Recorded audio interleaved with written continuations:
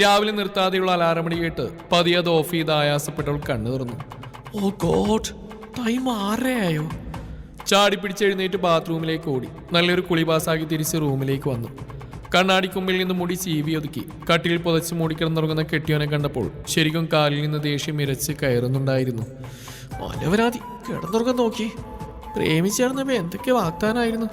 കിടക്കുന്ന കിടപ്പുണ്ട് ഒറ്റ ചവിട്ട് വെച്ച് കൊടുക്കാൻ തോന്നും. സ്വന്തം വീട്ടിൽ 8 മണിയാവാത്ത കണ്ണുറക്കാത്ത ഞാനാ ഇപ്പൊ 6 മണിക്ക് എഴുന്നേറ്റ് കുളിച്ച് റെഡിയായി നിൽക്കുന്നത്. കാലം പോയൊരു പോക്കേ. അപ്പോഴാണ് അമ്മ പറഞ്ഞെന്ന കാര്യങ്ങൾ മനസ്സിൽ ഓർമ്മ വന്ന്. 1, ഭർത്താവിന് ദൈവത്തെ പോലെ കാണണം. 2, ആ അച്ഛനും അമ്മയ്ക്കും നീ നല്ലൊരു മകളായിരിക്കണം. 3, എല്ലാ ജോലികളും ചെയ്യാൻ ശ്രമിക്കണം. ഇനി അറിയില്ലെങ്കിൽ പഠിക്കാൻ ശ്രമിക്കണം. 4, മൂത്തവരോട് തറുതല പറയാതെ അവർക്ക് അർഹിക്കുന്ന ബഹുമാനം നൽകണം. ഇനി മനസ്സിലോർത്തുകൊണ്ട് നിന്ന 100 പേജിന്റെ ബുക്ക് ചിലപ്പോൾ തികയാതെ വരും. അതുകൊണ്ട് ഉറങ്ങിക്കിടക്കുന്ന മനുവേട്ടനൊന്ന് പുച്ഛിച്ച് അടുക്കളയിലേക്ക് നടന്നു. അമ്മായിയമ്മ ഓൾറെഡി ഹാജർ വെച്ചിട്ടുണ്ട്.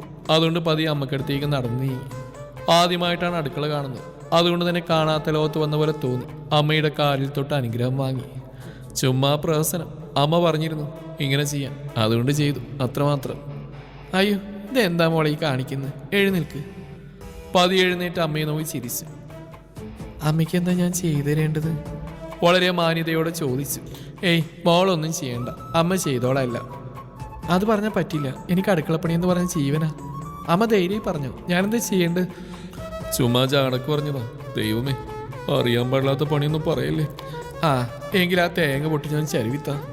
എൻ്റെ ശിവനെ, ഞാൻ പെട്ട്. ഭാവം വേഗം മാറ്റി ഒരു ചിരിയോടെ അമ്മയുടെ കയ്യിൽ നിന്ന് തേങ്ങ വാങ്ങി പുറത്തേക്ക് നടന്നു. ഇതിപ്പോ എവിടെ ഇട്ടാ പൊട്ടിക്കുന്നത്?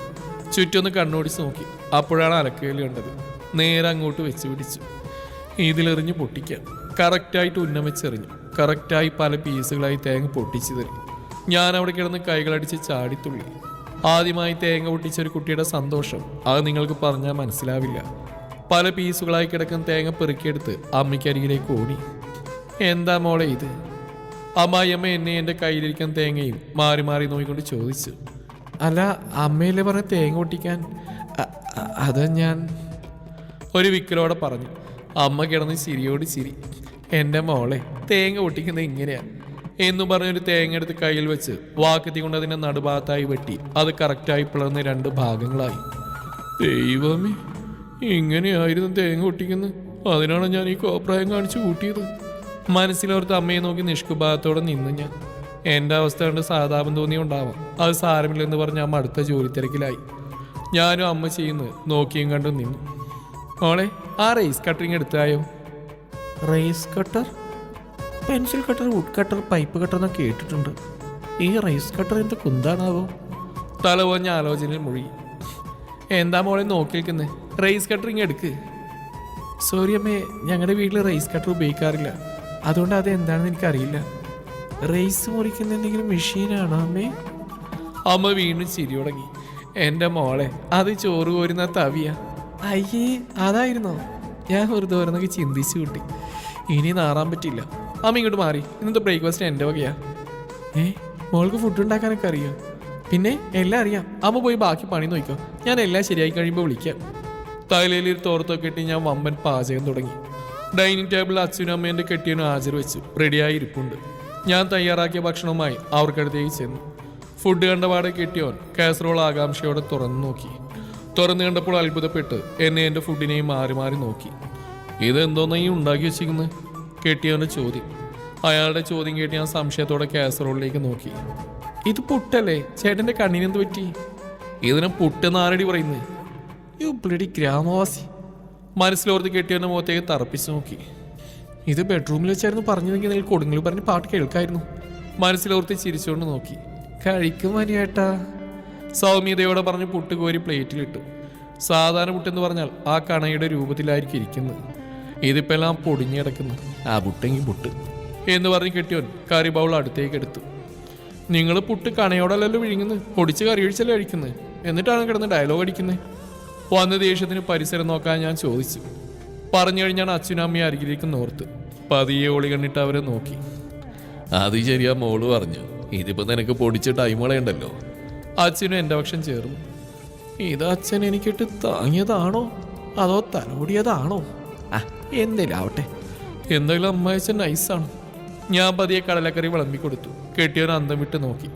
വേഗം തന്നെ പ്ലേറ്റിന്റെ ഒരു സൈഡ് പൊക്കി പിടിച്ചു. നീ എന്തായി കാണിക്കുന്ന മോനെ? അമ്മ മനുവേട്ടനെ നോക്കി ചോദിച്ചു. അല്ല, തിരമാല വരുന്ന സ്പീഡിലാണ് കടലക്കറിയുടെ ഗ്രേവി വരുന്നത്. അതടിച്ച് പുറത്തേക്ക് തെറിച്ച് വീണ്ടെന്ന് കരുതിയൊരു സൈഡ് പൊക്കി പിടിച്ച് പറഞ്ഞു കഴിഞ്ഞ് കിടന്ന് ചിരിക്കാൻ തുടങ്ങി. എടാ മതി ആ കൊച്ചിനെ കളിയാക്കിയത്, മര്യാദക്കിയത് കഴിക്കാൻ നോക്കിക്കേ, അച്ഛൻ ദേഷ്യത്തോടെ പറഞ്ഞു. എല്ലാം കേട്ട് ഞാൻ മിണ്ടാതിരുന്നു. കുറ്റം നമ്മുടെ ഭാഗത്തുണ്ടല്ലോ, അതുകൊണ്ട് ക്ഷമിച്ചു നിന്നു.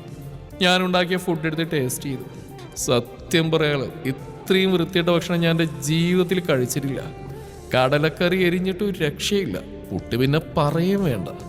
ബാക്കിയുള്ളവർ നോക്കിയപ്പോൾ എല്ലാവരും കഴിക്കുന്നു. എൻ്റെ കെട്ടിയാൽ മാത്രം ഒരു ഉരുള വെക്കും, എന്നെ നോക്കും. ഇത് തന്നെ തുടർന്നുകൊണ്ടിരിക്കുന്നു. കഴിച്ചു കഴിഞ്ഞ് എല്ലാവരുടെയും പ്ലേറ്റ് കഴി വെച്ച് ഞാൻ ബെഡ്റൂമിലേക്ക് നടന്നു.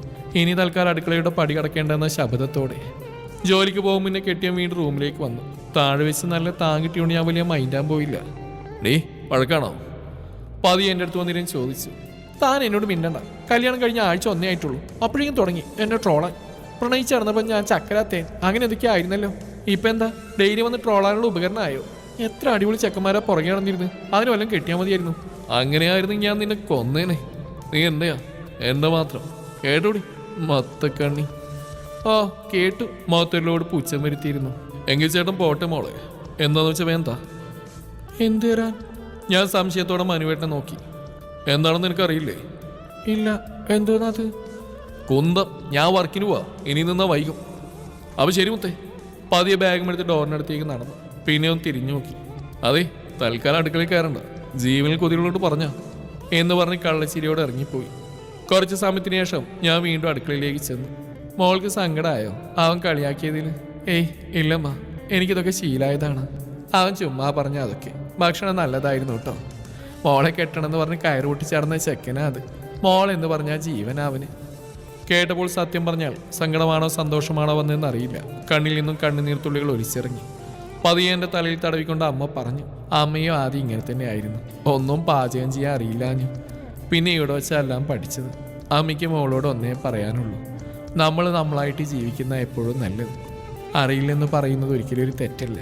പതിയെല്ലാം പഠിക്കാൻ ശ്രമിച്ചാൽ മതി. അമ്മ പറഞ്ഞ മോൾക്ക് മനസ്സിലായോ? മനസ്സിലായി എന്ന ഭാഗത്തിൽ ഞാൻ തലയാട്ടി. എന്നാൽ ശരി അമ്മ, ഇപ്പോൾ വരാം എന്നും പറഞ്ഞ് മുകളിലേക്ക് നടന്നു നീങ്ങി. ഞാൻ പടിവാതിലിൽ നോക്കിയിരുന്നു. അമ്മ പറഞ്ഞാണ് സത്യം. നമ്മൾ നമ്മളായി ജീവിക്കുന്നതാണ് എപ്പോഴും നല്ലത്. അഭിനയങ്ങളല്ല ജീവിതം.